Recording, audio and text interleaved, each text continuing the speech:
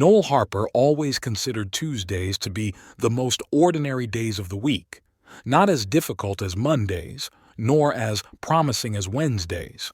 Tuesdays were just in-between days when nothing special happened. But this Tuesday was going to be different, although he didn't know it yet as he stirred the oatmeal on the stove. Sounds came from the bedroom, the rustling of clothes, the clicking of a suitcase being zipped, muffled voices on the phone. His wife Veronica was getting ready to leave. An important business meeting, she had said the night before, between watching a TV series and brushing her teeth, as if she were talking about buying milk or paying bills.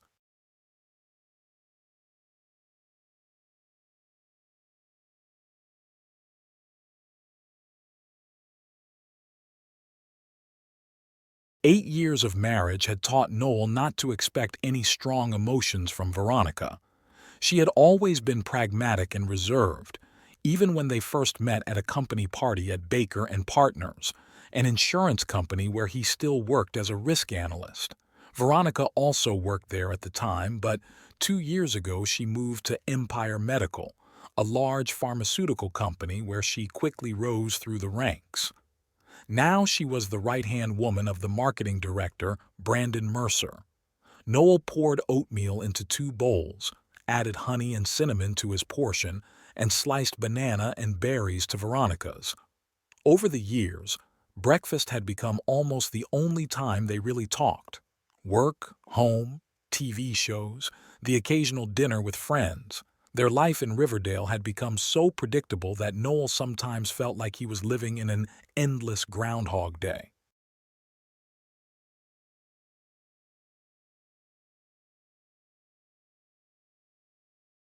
"I put your oatmeal on the table," he called toward the bedroom.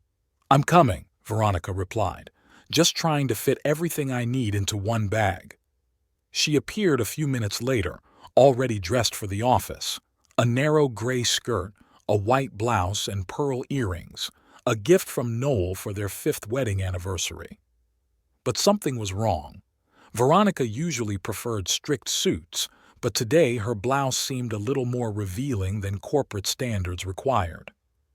"Got everything?" Noel asked, watching her stir her oatmeal listlessly with a spoon. "Almost. Just my makeup bag." "Remind me where you're going." Veronica froze for a second. "Columbus, meeting with potential investors. Brandon thinks our personal presence will improve our chances."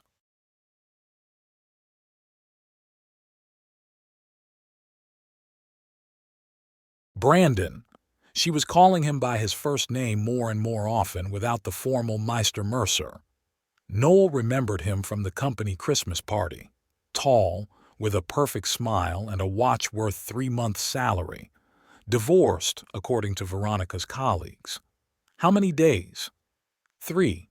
I'll be back Friday evening," she said, putting down her spoon without eating half of her meal. "Sorry, I'm not very hungry. I'm nervous about the meeting." Noel nodded, although in 8 years he had never seen Veronica nervous before a business meeting. Rather, she always seemed excited, like a predator before the hunt. "Is Brandon picking you up?" "Yes, we decided to take his car. It's more convenient," she said, getting up from the table. "He'll be here in 40 minutes. I need to finish getting ready."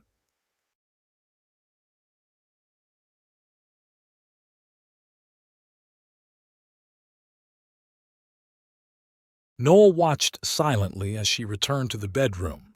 Something about her movement seemed strange, as if he was looking at someone who looked like his wife but was unfamiliar to him. When he finished with the dishes and went into the bedroom, he found Veronica packing her cosmetics. Usually methodical and organized. Today she was throwing things into her bag almost haphazardly. Her phone was on the bedside table, its screen lit up by an incoming message.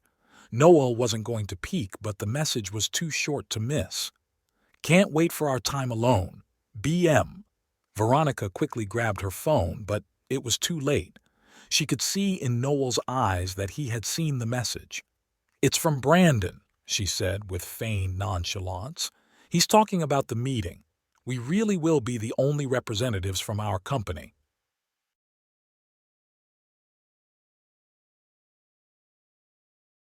Noel felt something cold and heavy sink inside him. He knew his wife too well to believe that explanation, or thought he did. Really? His voice sounded calmer than he expected. And that's why you're packing 3 pairs of underwear I've never seen before for a 3-day trip? On the dresser lay lace sets that she obviously hadn't had time to hide from him. Veronica froze, then slowly put down the phone and looked at him as if assessing which version of the truth he was willing to accept. I wanted it to be a surprise, she began, but Noel interrupted her. Please don't. If you're going to lie to me, at least make it believable.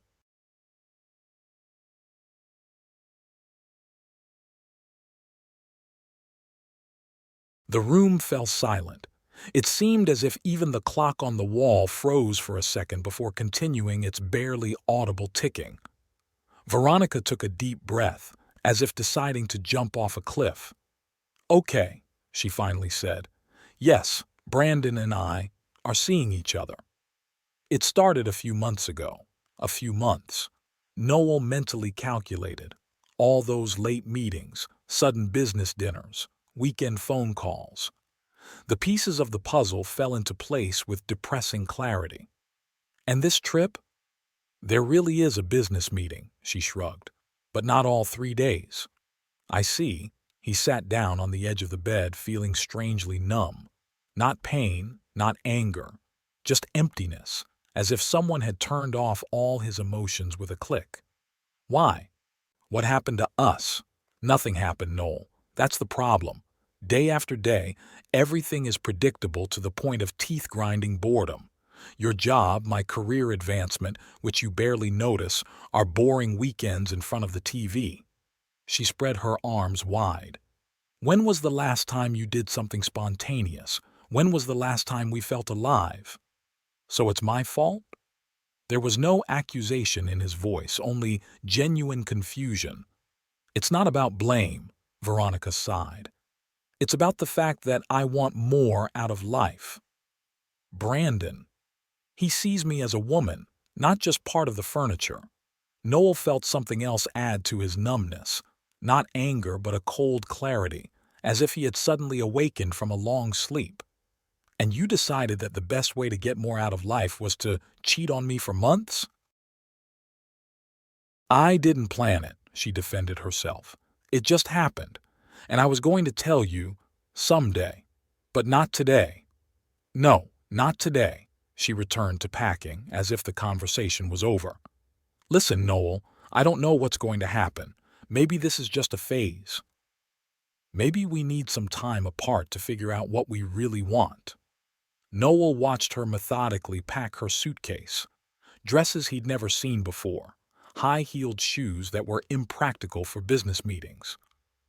Or maybe you're just using this trip as a rehearsal for a life without me, he asked quietly. Veronica paused, then continued packing without looking at him. Maybe.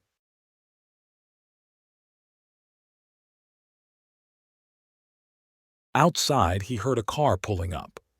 Noel went to the window. A black BMW had stopped right outside their house. Brandon Mercer was behind the wheel, looking as flawless as he did in corporate photos.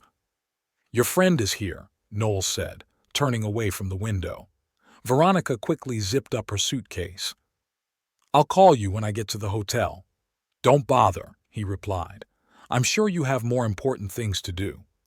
She opened her mouth as if to say something but changed her mind. Instead, Veronica simply nodded, picked up her suitcase and headed for the door. I'm sorry it turned out this way, she said, turning back in the doorway. You're a good man, Noel, and she left. Noel heard her talking to Brandon, heard them laughing, heard the trunk of the car open and close, heard the engine rumble as they drove away. He stood at the window, watching the black car disappear around the corner, carrying his wife away to a new life in which there seemed to be no place for him. Left alone in the unexpectedly empty house, Noel slowly sank down onto the bed. He thought he should feel pain, anger, despair. But instead, a strange determination grew inside him. If Veronica wanted to use this trip as a rehearsal for a life without him, then maybe he should do the same. Rehearse a life without her. And maybe that new life was starting right now.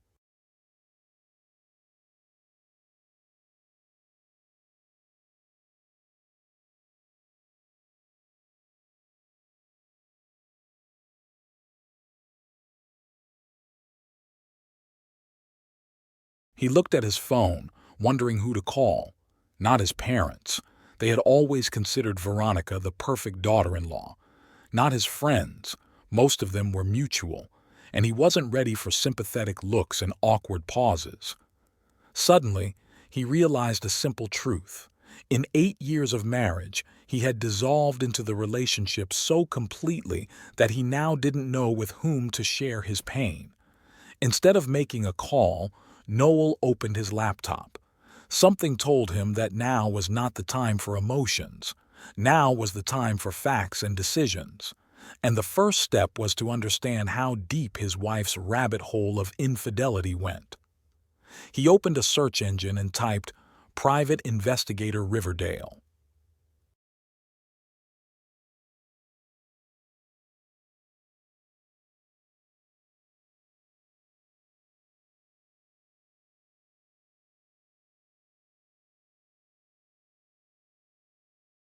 His fingers froze over the keyboard. Was he really ready to go down this path? Gathering evidence like a prosecutor preparing for trial? Noel took a deep breath. Yes, he was ready. Because if his life with Veronica was really coming to an end, he wanted to face that end with his eyes open and a full understanding of what had happened. No illusions, no lies, even if the truth turned out to be bitter. He clicked search and began to look through the results, feeling with each click that his life was turning in a new, unknown direction. The calm waters of their marriage were behind him. Ahead lay a storm.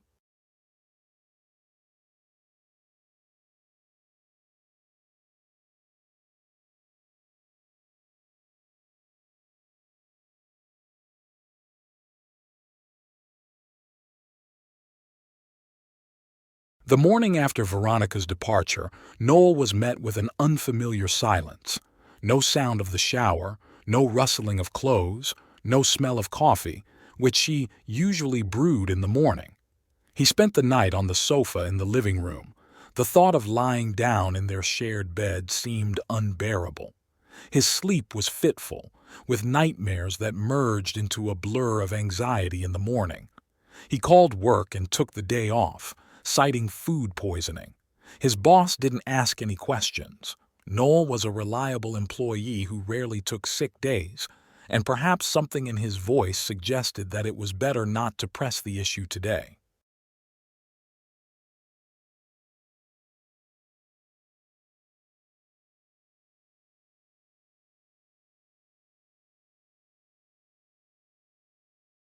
Later, sitting with a cup of cold coffee, Noel thought about the last few months, trying to understand how he had managed not to notice the obvious. How many times had Veronica come home late, smelling of someone else's cologne? How many times had she refused physical intimacy, citing fatigue? How many times had Brandon's name come up in their conversations?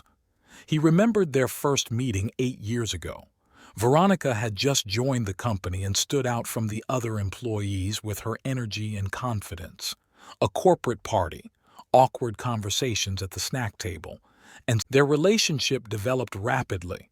Veronica was ambitious, but at that time her ambitions did not exclude him from the equation. They made plans together, careers, a house, maybe children. He proposed a year and a half after they met. The wedding was modest, with only close friends and relatives in attendance. Better to spend the money on a honeymoon, Veronica said at the time, and they went to Italy for 2 weeks. Noel took out his phone and scrolled through the photos. There they were in front of the Colosseum, in a gondola in Venice, in a small restaurant in Florence where the waiter brought them a bottle of wine as a gift, touched by their obvious love. In all the photos, Veronica looked at him with admiration. When did that change? When did her gaze become distant?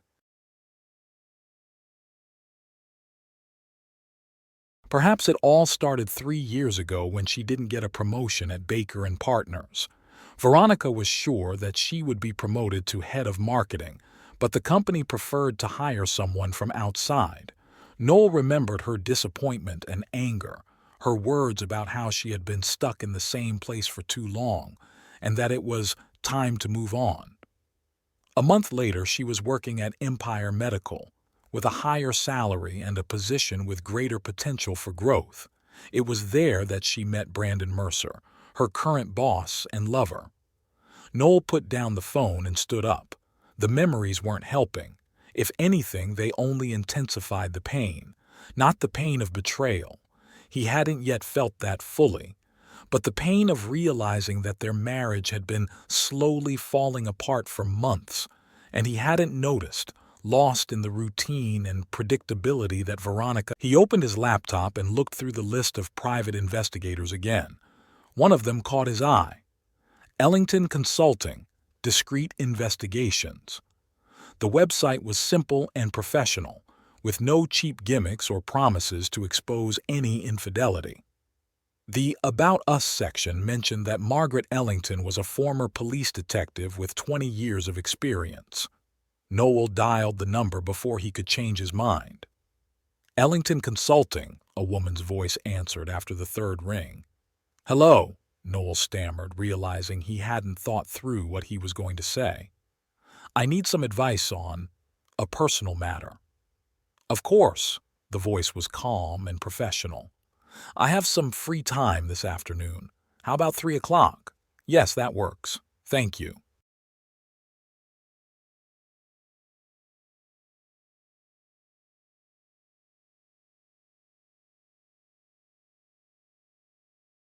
She gave him the office address, and Noel wrote it down, feeling a strange sense of relief at having taken the first step. Now he needed to find a lawyer.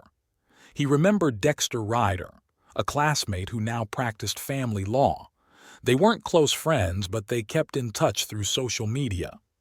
Dexter had always seemed reserved and tactful, which was exactly what Noel needed right now. He sent a message. Hi, Dex. Hope you're doing well. I need some advice on family law. Are you free this week? The reply came back faster than he expected. Hi, Noel. I'm free tomorrow at 10 in the morning. Is that okay? Not really. I'll tell you when we meet.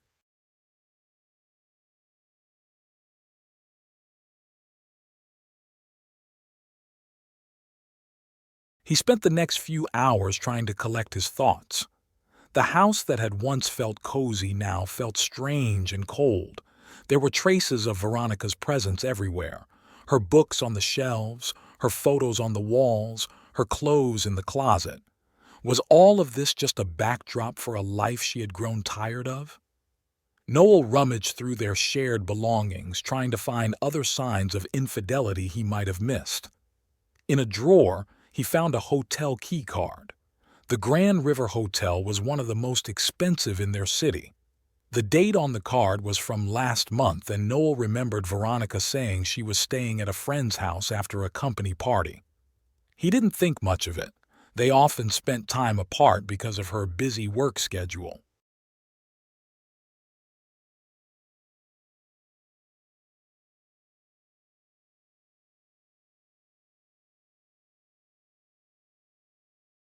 Deep in the pocket of one of her jackets, he found a receipt from Le Jardin restaurant dated 2 weeks earlier. The amount was impressive, clearly for 2 people. That day, Veronica had said she would be late from work. Each discovery was another stone on his heart. Noel felt not only resentment growing, but also a strange sense of liberation. It was as if he had been living in a dream all these months and had finally awakened. At 12:30, he drove to Margaret Ellington's office. Riverdale was a small town where everything was within a 20-minute drive. The detective's office was located in an inconspicuous building on the edge of the business district, with a modest sign and curtained windows. Inside was a simple reception area with a secretary. Margaret Ellington was a woman in her 50s with short, graying hair and piercing eyes. She stood up to shake his hand, and her grip was dry and businesslike. "Mr. Harper, please have a seat," she said, pointing to a chair across from her desk. "How can I help you?"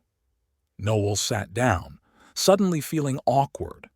It was one thing to decide to hire a detective, but it was quite another to actually sit in an office and talk about your wife cheating on you. He faltered. "I think my wife is cheating on me.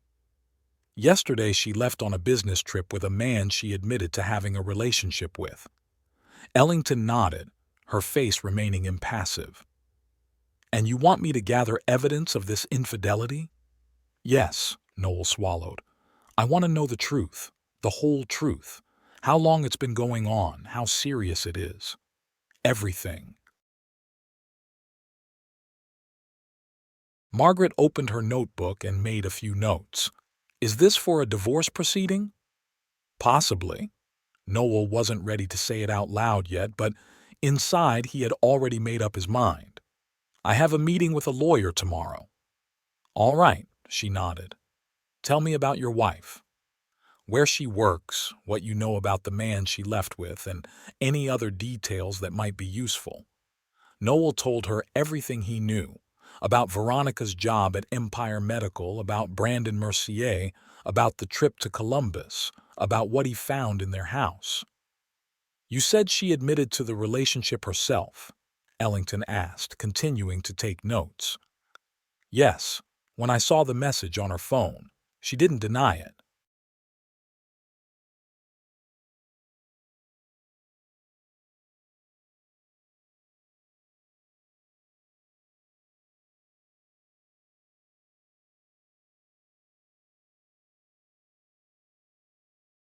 "That could make things easier," the detective nodded. "If they're not hiding, it'll be easier to find evidence. But I need to know, what exactly are you looking for? Photos? Recordings? Details of their meetings?" Noel thought about it. He didn't want to see photos of his wife with another man. The thought was too painful, but he might need solid evidence for the divorce proceedings. "I need something I can use in court if it comes to that," he finally said. And he hesitated. "I need to know if they're using company resources for their meetings." "I think they are." Ellington raised an eyebrow. "That could be interesting. If they're using company funds for personal meetings, that's not only a violation of company policy, it could be fraud." "I just want to know the truth," Noel repeated. "Whatever it is." "I understand." Margaret nodded. "We can start working on it today. I'll need an advance payment and some additional information. Photos of your wife and this man, the address of the hotel in Columbus, if you know it, and any other details about their trip." Noel took out his phone and showed her the photos of Veronica and Brandon from the last corporate event she had posted on social media. Ellington made copies and returned the phone.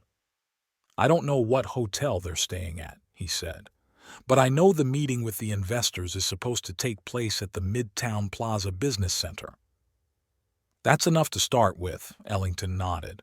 "I'll be in touch as soon as I have something concrete." They discussed payment, and Noel signed the contract for services. When the formalities were complete, Margaret walked him to the door. "Mr. Harper," she said, "I've been in this business for 20 years. Believe me, what you're doing now is the right choice. Uncertainty is worse than any truth, even the most bitter." Noel nodded, feeling a strange relief at her words. On his way home, he thought about the past, about how he and Veronica had planned their future, how they had bought this house, dreaming of children running around the yard. When had those dreams ceased to be shared? When had he become just part of the furniture to her? He remembered their 4th wedding anniversary. Veronica had insisted that they go to the mountains. They spent the weekend in a small cottage, walking in the woods and cooking dinner together. "This is what I need," she had said then. "Just the two of us, away from the world." Now those words seemed empty, like her smile in the photos from that weekend.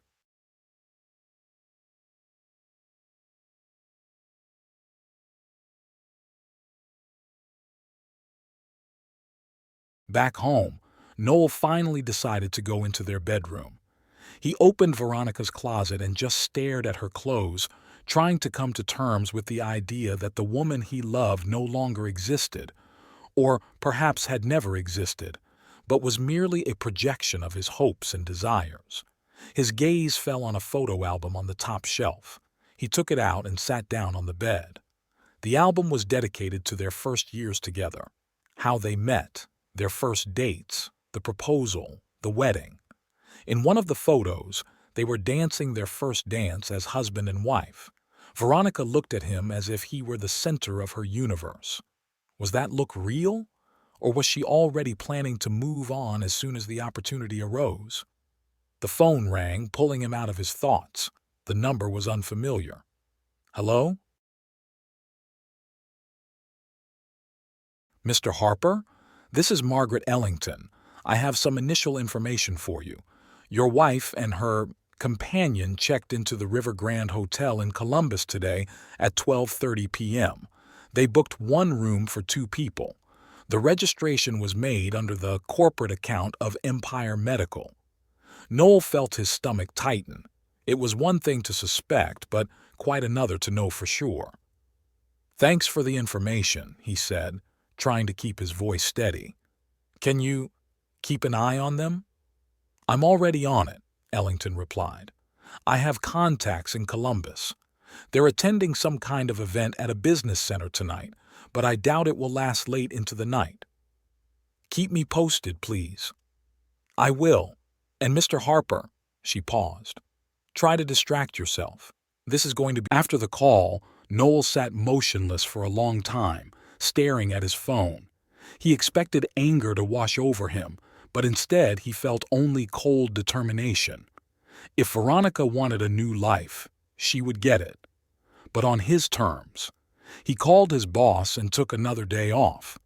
Then he opened his laptop and began researching the divorce process in their state. By evening, he had a folder full of information and a list of questions for a lawyer. Noel spent another night on the couch, but this time sleep came more quickly. Before falling asleep, he thought about what Veronica had said. You're a good man, Noel, just maybe not the right man for me. Those words no longer hurt. Instead, they gave him freedom.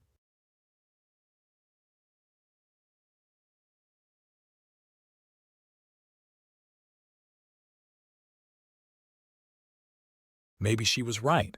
Maybe they really weren't right for each other. But she was wrong to think he was predictable and boring.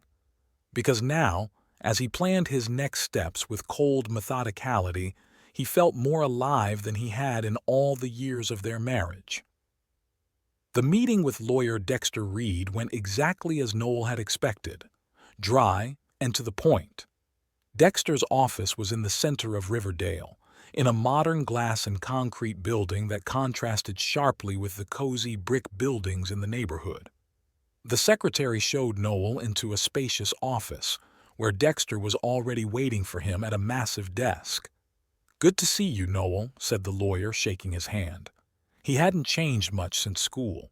The same attentive eyes behind thin-rimmed glasses, the same reserved tone. Although the circumstances, it seems, are not the most pleasant. Noel nodded. I'm thinking about divorce, he said without preamble. Dexter showed no surprise. He simply took out a notepad and pen. Tell me everything from the beginning.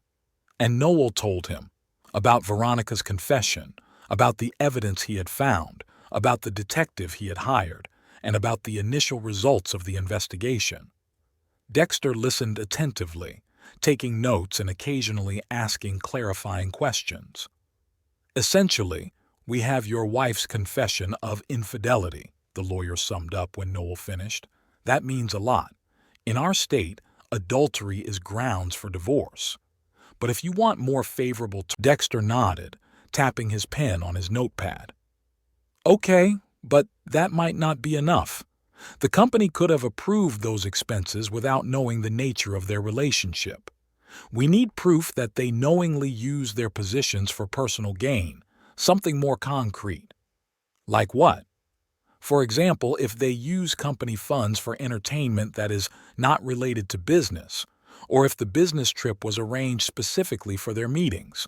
Can a detective find that out? I think so. Noel made a mental note to discuss it with Ellington. What else do I need to know about the divorce proceedings?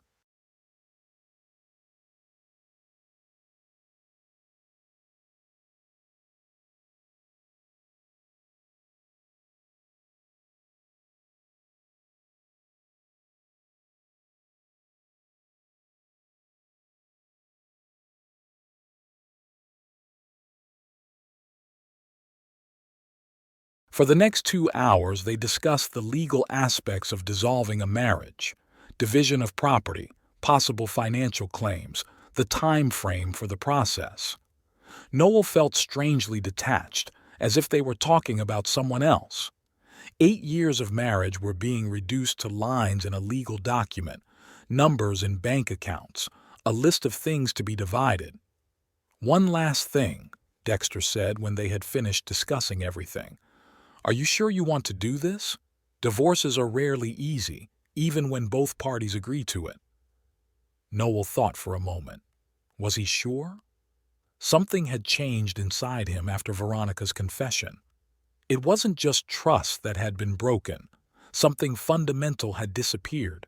In that case, I'll prepare the preliminary documents. Dexter nodded. As soon as you have new evidence from the detective, let me know right away. Leaving the lawyer's office, Noel decided not to go home right away.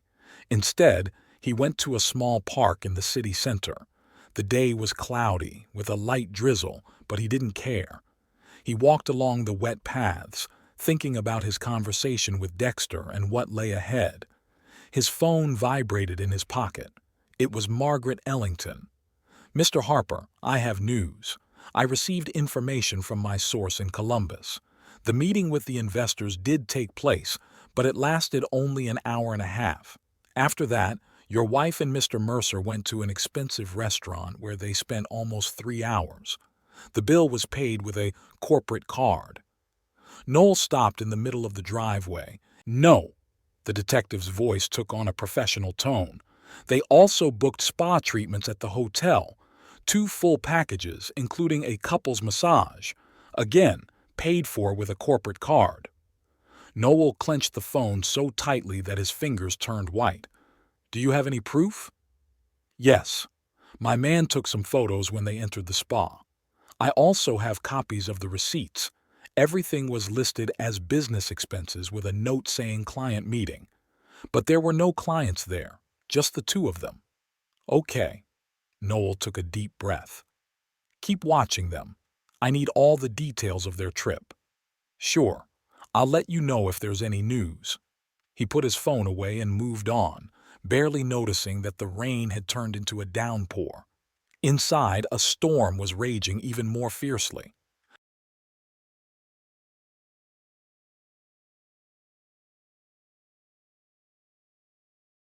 An hour and a half of business meetings and 3 hours at a restaurant, spa treatments for couples, and all of it paid for by the company. Not just cheating, but fraud. His wife and her lover had not only betrayed him, but also cheated the company, using corporate money for their own entertainment. Noel suddenly realized that he was standing in front of Martha's Cafe, a favorite spot for Riverdale office workers. Through the steamy windows, he could see people enjoying their lunch, laughing and talking. It was the normal life that had stopped for him 2 days ago. Suddenly, his gaze caught on a familiar face. Sitting at one of the tables was Olivia Park, Veronica's colleague from the marketing department at Empire Medical. They had met several times at corporate events. Acting on impulse, Noel entered the cafe. Olivia? He stopped at her table. Hi, I didn't expect to see you here. The woman looked up from her laptop and smiled, albeit with some surprise. Noel, long time no see. Come sit down, she said, pointing to an empty chair. I often work here during lunch. It's too noisy in the office. Noel sat down, taking off his wet jacket. Veronica's in Columbus right now, he said, watching Olivia's reaction. At a meeting with investors. Olivia frowned slightly but quickly regained her friendly expression. Yes, of course. An important trip for the company. Really? Noel signaled to the waitress. Coffee, please. Black. So, is it really an important meeting? Olivia looked a little uncertain. Well, I don't know all the details. That's more Veronica and Brandon's thing. Brandon Mercer? Noel clarified. He's the marketing director, right? Yes, Olivia nodded, clearly feeling uncomfortable. They've been working together a lot lately. You know what's strange? Noel took the coffee from the waitress and took a sip. Veronica said this trip was to meet with investors. But apparently, the meeting only took an hour and a half. Isn't that a little short for a 3-day trip? Olivia shifted in her chair, avoiding his gaze. I don't know their meeting schedule, Noel. Maybe they have other things planned. Like couples spa treatments, he asked in an even tone. Olivia looked up sharply, her eyes widening. What? Nothing. Noel smiled tensely. Just thinking out loud. By the way, have you heard about the new company policy on the use of corporate funds? What policy? Olivia looked increasingly confused.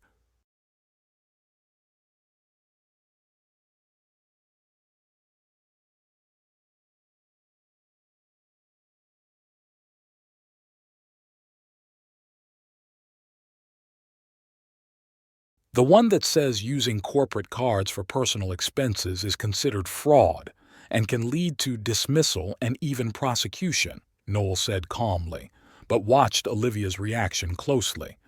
Yes, of course, she nodded nervously. That's always been company policy. And yet some people take the risk, Noel shrugged. For example, they report personal trips as business trips, or meetings with lovers as meetings with clients. I wonder what the board of directors thinks about that. Olivia paled. Noel, I don't understand where you're going with this, but... Sorry, he interrupted her, forcing a smile. I'm just thinking about things. It's the risk analyst in me, you know. Always thinking about what could go wrong. He finished his coffee and stood up. It was nice chatting with you, Olivia. Say hi to your colleagues.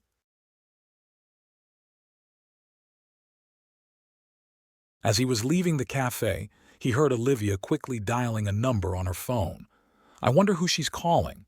Veronica? Brandon? Or maybe someone from the company's management. The rain had almost stopped, but the streets were wet, and puddles reflected the gray sky. Noel was walking to his car when his phone vibrated again. This time, the message was from Veronica. What are you doing? Why did you ask Olivia about my trip? That's unprofessional and immature. He didn't reply. Instead, he dialed Margaret Ellington's number. Mr. Harper, the detective answered. Do you have any new information? Possibly, Noel said. I just spoke with my wife's colleague, and it appears she contacted Veronica or Brandon immediately. They may be suspicious.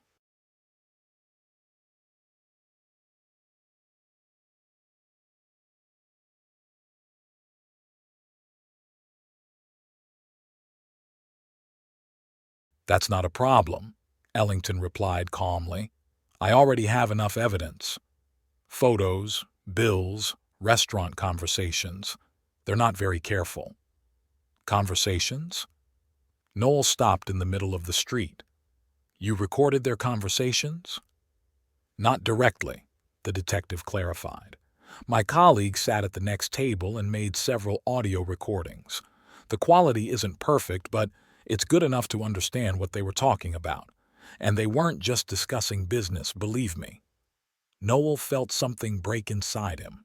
It was one thing to know about the affair in the abstract, but it was quite another to imagine specific conversations, touches, moments of intimacy.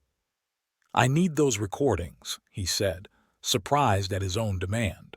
Are you sure? Ellington's voice betrayed a hint of doubt.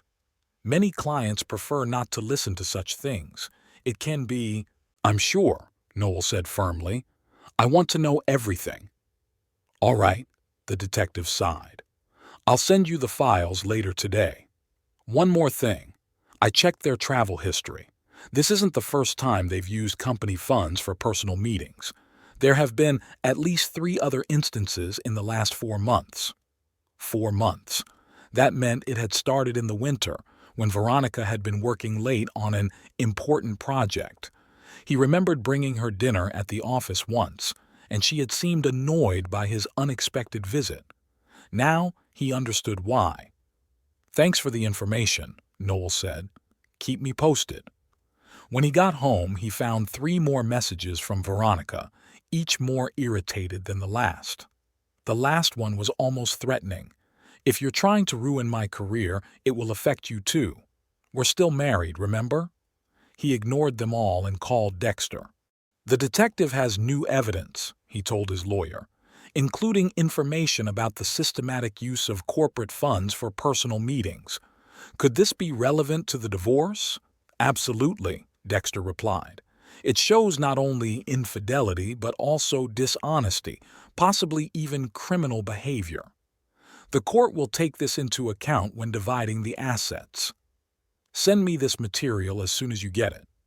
That evening, Noel received a package of files from Ellington: photographs, copies of bills, transcripts of conversations, and several audio recordings.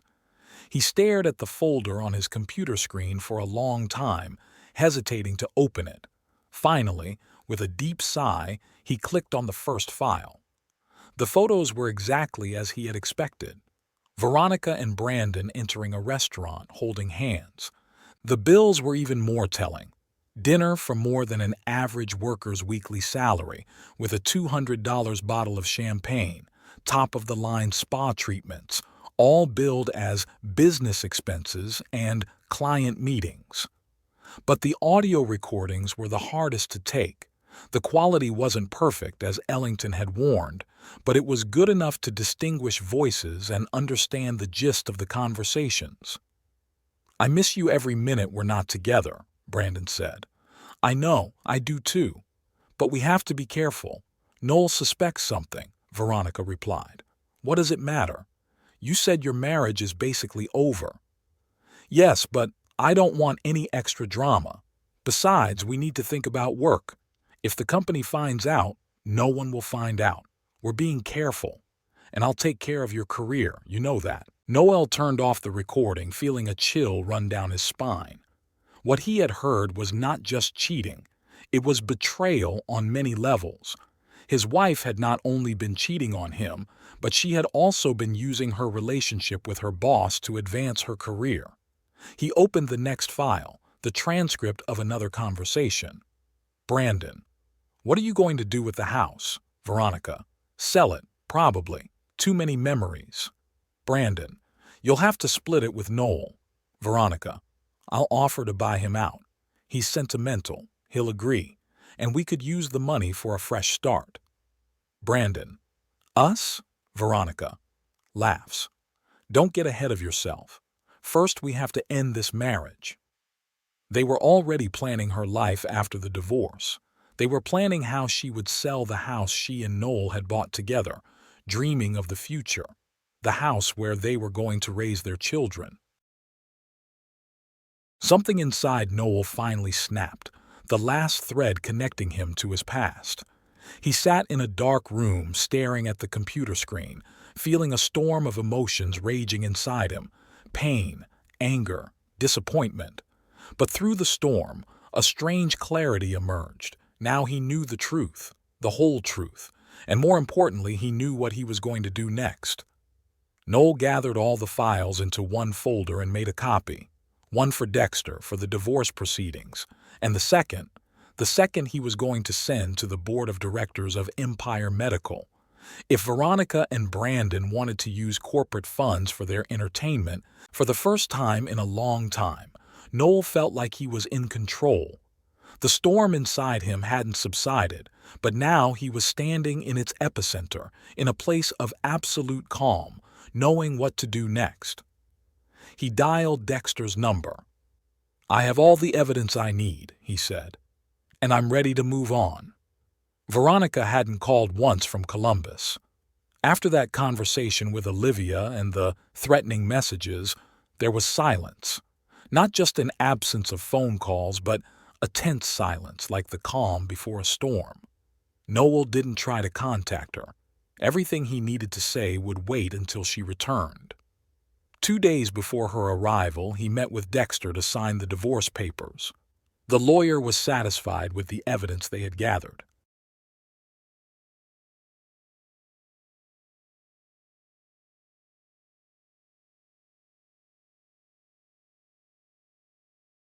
"This seriously strengthens our position," Dexter said, reviewing the materials. "Evidence of infidelity, financial fraud, and abuse of office for personal gain. The court will be on your side." "Good," Noel nodded. "What about the board of directors at Empire Medical?" Dexter looked up from the papers. "Are you sure you want to do this? Send them the evidence?" "Yes," Noel replied firmly. "They need to know what's happening with their money. This could have serious consequences for your wife," the lawyer warned. "Possibly not just dismissal, but prosecution." Noel thought for a moment. Did he really want to ruin Veronica's life? But then he remembered the recordings of their conversations, their plans for a new beginning, the discussion about selling their house. "I know," he finally said, "but it's not my decision. It's theirs. I'm just providing information." Dexter nodded and handed him the folder with the documents. "Here are the divorce papers. Everything is ready for her to sign. If she refuses to sign, we'll file for divorce unilaterally. With this evidence, the process won't take long." Noel took the folder, feeling strangely light. Everything seemed so simple now, a black folder with documents that would end 8 years of marriage. "I'll take care of everything," he said, standing up. "Thanks, Dex." "Don't thank me," the lawyer shook his head. "And take care of yourself, okay? This isn't the easiest time." But Noel felt surprisingly calm. The storm of emotions that had raged inside him after Veronica's confession had subsided, leaving behind clarity and determination.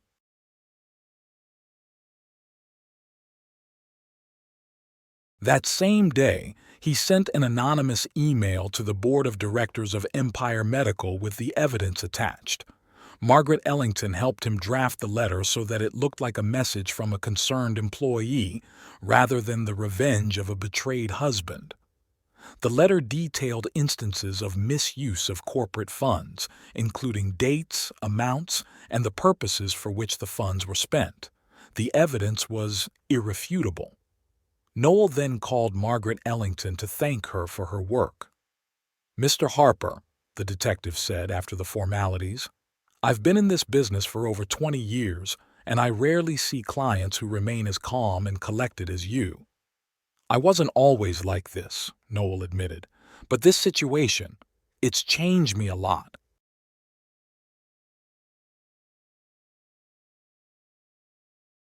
"I understand," she said respectfully, "but not many people are able to use pain as a catalyst for growth. Most just drown in it." Her words made him think. Had he really grown, or had he simply frozen his emotions to get through this crisis? On the evening before Veronica's return, Noel sat in their living room, staring at the black folder with divorce papers lying on the coffee table. Next to it, he placed a second folder with printed photos and transcripts of conversations. Everything was ready for the final act of their marriage. The next morning, Noel went to work as usual. He knew Veronica was due back in the afternoon and preferred that she find the materials he had prepared herself, without him being there. It wasn't cowardice, more a tribute to what had once been between them. Some conversations are better left unsaid. The day dragged on. Noel tried to focus on his work, but his thoughts kept returning to his home, to the black folders on his desk, to how Veronica would feel when she saw them. Anger? Fear? Regret? At noon, his phone rang. The number was unfamiliar. "Mr. Harper?" asked a male voice. "This is Lawrence Kingsley, chairman of the board of directors of Empire Medical. Noel sat up straight in his chair. Yes, this is I. Mr. Harper, I have received some information about your wife, Veronica Harper, and our employee, Brandon Mercer. The source was anonymous, but the letter mentions that the documents may have been gathered by a private investigator hired by you. Is that true? Noel hadn't expected to be linked so quickly to an anonymous letter. Perhaps some identifying information had been left in the materials. Yes, that's true, he decided not to deny. I hired a detective for personal reasons, but when I discovered the extent of the violations, I felt it was my duty to report it. There was a pause on the other end of the line. I understand your situation, Mr. Harper, Kingsley finally said, and the evidence you have provided is very convincing. The board of directors has already held an emergency meeting. Miss Harper and Mr. Mercer have been suspended pending an internal investigation. I see, was all Noel could say. I'm calling you because we may need your testimony if the case goes to court, Kingsley continued. The company has suffered significant financial losses as a result of their actions. I'm willing to cooperate, Noel replied, but I want to make it clear that decision will be made by the company. Kingsley's voice became more formal. But I appreciate your honesty, Mr. Harper. Not many people would have done the same in your position. After the conversation, Noel stared out of his office window for a long time. Events were unfolding faster than he had expected. Veronica and Brandon had already been suspended from work. They had probably received their notices today, perhaps even during their trip. That explained why they hadn't called. They had more serious problems to deal with than his messages. At 3 o'clock in the afternoon, he decided he couldn't concentrate on work anymore and asked to go home. On the way, he thought about the upcoming conversation with Veronica. What would he say to her? What would she say to him? Would it be a conversation full of accusations and anger, or a quiet, weird... Parking outside his house, he noticed that Veronica's car was not in the driveway. Perhaps she had not yet returned from Columbus, or maybe she had gone straight to Brandon's to discuss the situation. Opening the door, Noel immediately realized that Veronica had already been there. The folders on the table were open, their contents partially scattered, as if she had been rummaging through the documents in a hurry or in anger. Several photos lay on the floor, the ones where she and Brandon were pictured together at the hotel in Columbus. He walked into the bedroom and saw that Veronica's closet was open and some things were missing. Her cosmetics were gone from the bathroom. She had taken only the essentials and left. Noel returned to the living room and sat down on the sofa, looking at the mess left behind by his wife's visit. He expected a conversation, an explanation, maybe even a fight. But Veronica had chosen to flee in silence. "Hello," he said, answering the call. "How could you?" Veronica's voice trembled with anger. "How could you do this to me?" "Do what?" Noel asked calmly. "Hire a detective to find out the truth about your business trips? Or tell the company that you and your lover are stealing their money?" "You ruined my career," she screamed. "Do you even realize what you've done? I've been suspended, Brandon too. They're talking about an internal investigation and possible legal action." "I didn't ruin your career, Veronica," Noel replied, still keeping his cool. "You did that yourself when you decided to use company funds for your personal entertainment. It's standard practice," she argued. "Everyone does it. You just exaggerate your travel expenses." "So that makes it right?" Noel asked. "Just because everyone does it?" There was a pause on the line. "You don't understand how business works," Veronica finally said, but more quietly. "You with your boring job and your boring principles. You've always been so right. And that's a bad thing?" "It's," she faltered, "it's limiting. You've never aspired to anything more, never taken any risks." "You took a risk," Noel pointed out, "and you lost." "Do you regret it?" Veronica asked after a pause. "Sending that letter?" Noel thought about it. Did he regret it? Part of him, the part that still remembered their first encounters, their dreams, their plans for the future, perhaps he did. But the other part, the part that had— "I knew you'd say that," Veronica smiled bitterly. "Always so principled, so predictable. And you always looked for excuses," Noel retorted. "You always blamed circumstances or other people for your problems. You never took responsibility." "That's not true," she exclaimed. But there was no conviction in her voice. "It is true," Noel said calmly. "You said our marriage had become boring, but you did nothing to change it. Instead of talking, instead of looking for solutions, you just found someone else. It was easier than working on our relationship." Veronica was silent for so long that Noel wondered if the connection had been broken. "I took my things," she finally said quietly. "Just the essentials. I'll come back for the rest later." "Okay." "No, I saw them." Her voice sounded tired. I'll sign them. Not now, but soon." "Thank you," Noel said, feeling a strange sense of relief.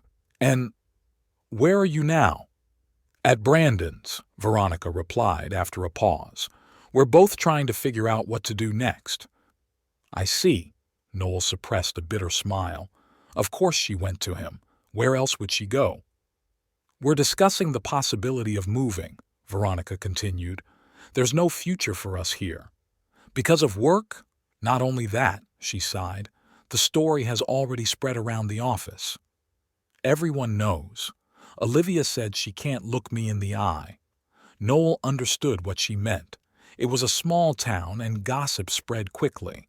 Now everyone knew that Veronica Harper had cheated on her husband with her boss and used company money for her entertainment. "I'm sorry it ended this way," he said, and he meant it. Despite everything that had happened, he was sorry that their story had ended this way. "Me too," Veronica replied quietly. I didn't want it to turn out this way." "How did you want it to end?" Noel asked with genuine curiosity. Veronica was silent for a long time before answering. "I don't know. I guess I hoped you would just accept our divorce, that we would part ways without this investigation, without public disgrace. I didn't think you would go this far." "And I didn't think you would cheat on me and steal from your company," Noel remarked. "It seems we didn't know each other very well." "Perhaps," Veronica agreed. "Or maybe we've changed over the years." "Maybe," Noel nodded. "People change." Silence fell again, but it wasn't awkward, more thoughtful, as if they were both reflecting on how they had gotten to this point. "I'll pick up my things over the weekend," Veronica finally said. "If you're not home, that's even better." "Whatever you want," Noel replied. "You can leave the keys in the mailbox." "Okay," she hesitated. "And what about the house? Do you want to sell it?" Noel remembered the conversation he had heard on the recording. "I'll offer to buy his share. He's sentimental. He'll agree." "I'll buy your share," he said. "Dexter will offer a fair price."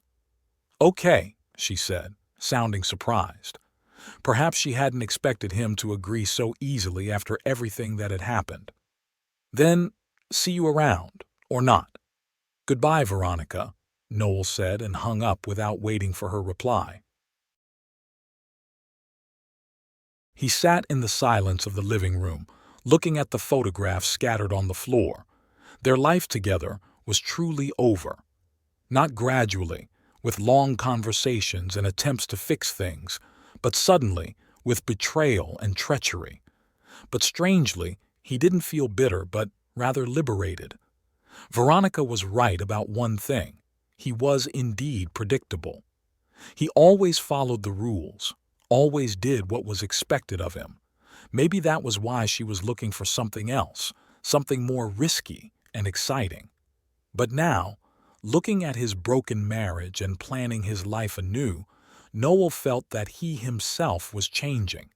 He had already changed. The predictable Noel would never have hired a private. Perhaps this experience had not only destroyed his marriage, but also freed him from the old version of himself, the version that had always been so right, so boring, so predictable. Noel stood up and began gathering the photos from the floor. He looked at each one carefully before putting it back in the folder. They were evidence not only against Veronica, but also against his former life, his former self.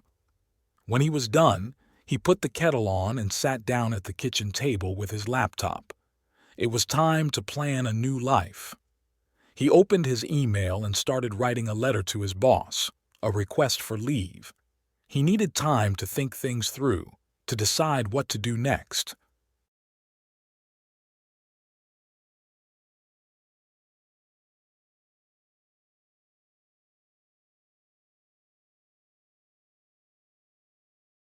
When the kettle boiled, Noel caught himself smiling, not out of happiness, that was still a long way off, but out of the realization that the tide that had washed away his former life had left behind clean sand, and on that sand he could build something new. 4 years had passed in what felt like a day. Noel Harper stood at the window of his office, watching his 3-year-old daughter, Lilia, play in the yard under Avery's watchful eye. The sunny spring day filled the air with the scent of blossoming trees and freshly cut grass. Their new home, located in a quiet suburb of Riverdale, was more spacious than their previous one, with a large yard, 3 bedrooms, and the bright kitchen Avery had always dreamed of. After his divorce from Veronica, Noel had no plans to remarry. The wounds were too fresh, and his trust had been shattered. He sold the house he had lived in with Veronica and bought a small apartment closer to the city center. He quit his job at Baker and Partners Insurance and found work at another firm, where he was appreciated and soon offered a promotion. Avery Morrison came into his life by chance, a year after his divorce. She taught literature at a local college and ran a writing workshop at the city library, where Noel had enrolled on the advice of his therapist. "You need to find new interests, new people," Dr. Fisher had said. And Noel decided to try something he had never done before: writing. His first encounter with Avery was far from romantic. Noel was late for class, and she reprimanded him in front of the whole group for disrespecting other people's time. He skipped the second class altogether, thinking that writing wasn't his thing, but he showed up for the third class, driven by a strange determination to prove to this strict woman with red hair and a sharp tongue that he had talent. Now, 4 years later, watching her spin their daughter around the yard, Noel realized it was the best decision he had ever made. Avery was the complete opposite of Veronica: open, straightforward, unconcerned with status or outward appearances. She said what she thought and loved what was real.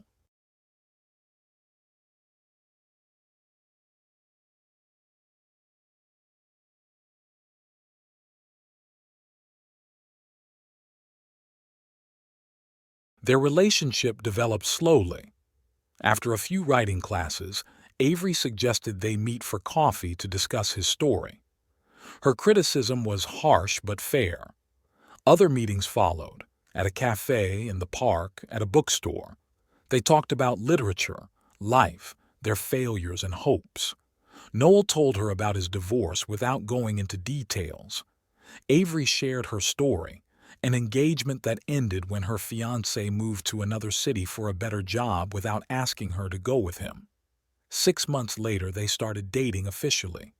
A year later, Noel proposed to her, without any fuss, over a simple dinner at home. Avery said yes, as easily as she did everything else. "What are you thinking about?" Avery's voice snapped him out of his memories. She was standing in the doorway of his study holding Lily, who was flushed from running around. "About us," Noel smiled. "About how everything turned out." "It turned out very well, I'd say," she said, coming closer, and Lily reached for her father. Noel picked up his daughter, breathing in the scent of baby shampoo and fresh air from her hair. "Daddy, look!" Lily exclaimed, holding out a small flower. "I found the prettiest one." "It really is the prettiest," Noel agreed, kissing his daughter on the forehead. "Just like you." "We should get going," Avery reminded them. "We're meeting my parents in an hour and we still need to stop by the store for wine." "Of course," Noel nodded. "Give me 5 minutes to finish this letter to a client," and Avery took Lily and they left the office. Noel returned to his computer, but instead of his work emails, his gaze fell on a photo on the desk. The three of them at an amusement park, Lily on his shoulders, Avery hugging them both, all laughing. That happiness seemed so natural, as if it had always been that way. He finished the letter and closed his laptop. The past was in the past.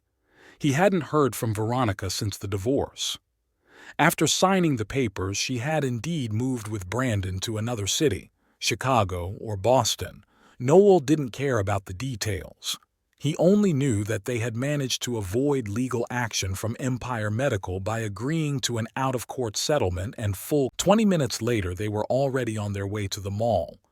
Avery was driving, talking about a new book she had recommended to her students. Noel listened with a smile, occasionally glancing at Lily, who was intently watching the trees rushing by outside the window. At the wine shop in the shopping center, Noel was choosing between 2 bottles of red when he heard a familiar voice. "No, I think white is better. Red won't go well with fish." He turned around and saw Veronica. She was standing a few feet away from him, talking to the salesperson. She had lost some weight and had a new haircut, but she was still Veronica. Noel froze, not knowing how to react. Should he leave without attracting attention, or should he go over and say hello? The decision was made for him. Veronica turned and saw him. Her face showed surprise mixed with something like embarrassment. "Noel," she said quietly, "what a surprise." "Hello, Veronica," he nodded, trying to remain calm. "Long time no see." "Yes, it's been a while," she smiled nervously. "You look well." "Thank you." Noel didn't return the compliment.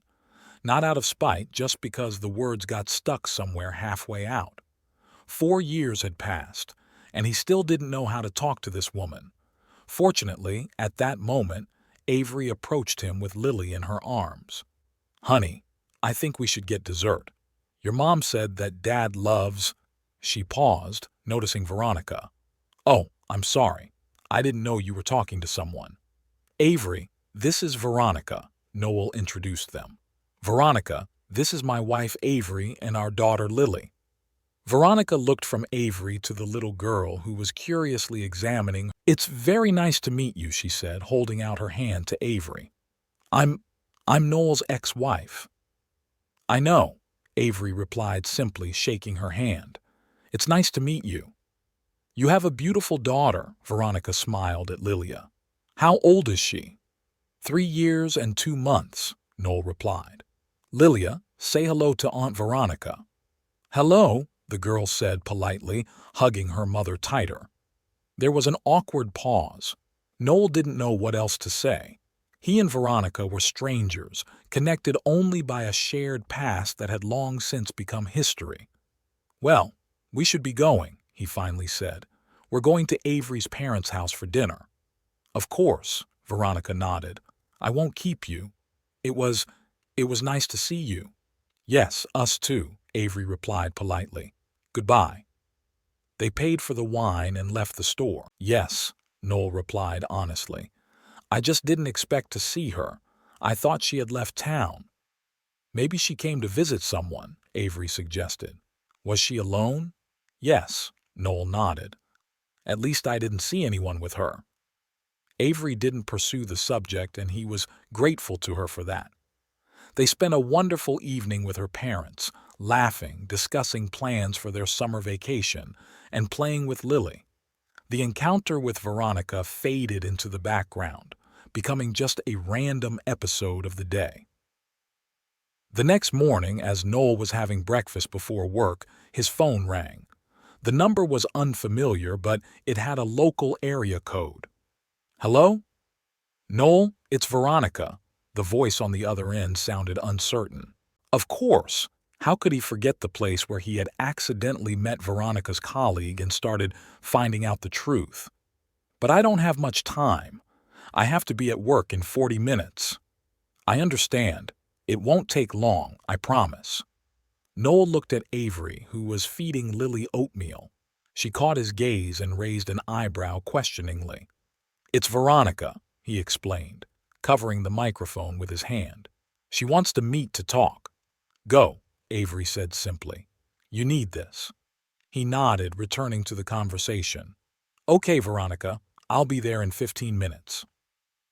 Martha's Cafe hadn't changed over the years.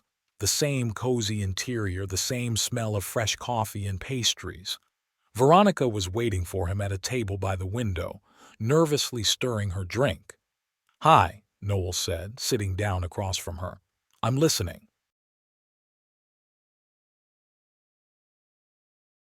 Veronica looked different from yesterday. She wasn't wearing any makeup and had slight shadows under her eyes, as if she hadn't slept well. Thanks for coming, she began. I didn't plan on staying in Riverdale for long. I just came to settle some things with the sale of my parents' house. They're moving to Florida. I see, Noel nodded. But I don't think you called me here to discuss your parents' move. No, she smiled faintly. Of course not. I wanted to apologize, Noel, for everything that happened between us. He looked at her silently, waiting for her to continue. I know it's been a long time, Veronica continued, and maybe it doesn't matter to you anymore, but it's important for me to say this. I'm sorry for how I treated you, for the lies, for cheating, for everything. What happened to Brandon? Noel asked instead of accepting her apology. Veronica lowered her eyes. We broke up a year after we moved to Chicago. He wasn't the person I thought he was. Or maybe I changed. I don't know. I see, Noel nodded. Are you single now? Yes, she looked up. It's been 3 years since I've been single. I've had relationships, but nothing serious. Noel didn't know what to say. Part of him wanted to gloat, but that part had long since faded. Instead, he felt only a strange calm. Yesterday, when I saw you with your wife and daughter, Veronica continued, I realized how much I'd lost. Not that I still want to be with you, she quickly added. It's just, I'm still searching, she admitted honestly. I've been successful in my career. After Chicago, I moved to New York and now work for a large marketing agency. But in my personal life, I haven't found what I was looking for. What were you looking for? Noel asked with genuine curiosity. Veronica thought for a moment. I don't know. I used to think I wanted more passion, more adventure, more novelty. But now I realize that it's all superficial. It doesn't bring real happiness.